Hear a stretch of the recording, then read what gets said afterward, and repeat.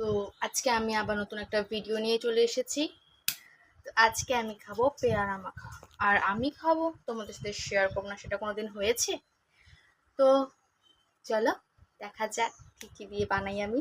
তো দেখো, এখানে আছে পেয়ারা। একটাই পেয়ারা নিয়েছি কারণ আমি একা খাবো। আবার যদি বেশি হয়ে যায় আমি ফালিয়ে দিতে পারবো না, কারণ নাহলে আমার পিঠের মধ্যে কয়েকটা পড়বে। তো একটা নয় ভালো। তো তারপর নিয়েছি জলজিরা, তারপরে লঙ্কার গুঁড়া, বিট নুন, আর এখানে হোয়াইট কালার নুনটা আছে ওটাও। তো তোমরা বাড়িতে কিরকম করে পেয়ারা মাখা করো আমাকে প্লিজ জানাবে। তো আমি এইভাবেই বানাচ্ছি, তোমরা থাকো আমার সাথে থাকো, দেখতে হবে না কিরকম করে বানাই আমি। তো চলো, প্রথমে পেয়ারাটাকে ভালো করে কেটে নিচ্ছি, নিজের সাইজ মতন নিবে, যে যেরকম খাবে। আমি একটু ভালো করে টুকরো টুকরো করে কেটে নিচ্ছিলাম। তো দেখো, আমি টুকরো টুকরো করে কেটে নিয়েছি। তারপরে একটা বাটিতে রেখে দিচ্ছি, যেখানে আমি মাখবো সব কিছু দিয়ে।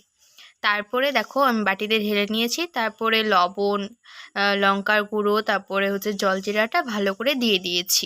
ভালো করে দিয়ে ভালো করে মেখে নিচ্ছিলাম।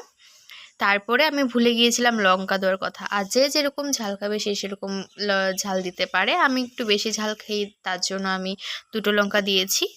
তো আমার মাখা তো প্রায় কমপ্লিট হয়ে গেছে। তো তোমরাও এরকম করে মেখে দেখতেই পারো, প্রচুর টেস্ট হয়। দোকানে যেভাবে মাখে, দোকানে থেকে হয়তো একটু কম টেস্ট হবে, কিন্তু কি বহুত টেস্ট হয়। আমি এটা আগেও খেয়েছি, কিন্তু এখন আমি ভিডিওতে দেখাচ্ছি। জাস্ট ওয়াও হচ্ছে।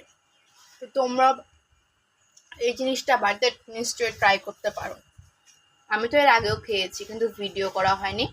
তো আজকে আমি ভিডিও করেছি, তার জন্য তোমাদের সাথে শেয়ার করেছি। খাবে তোমরা?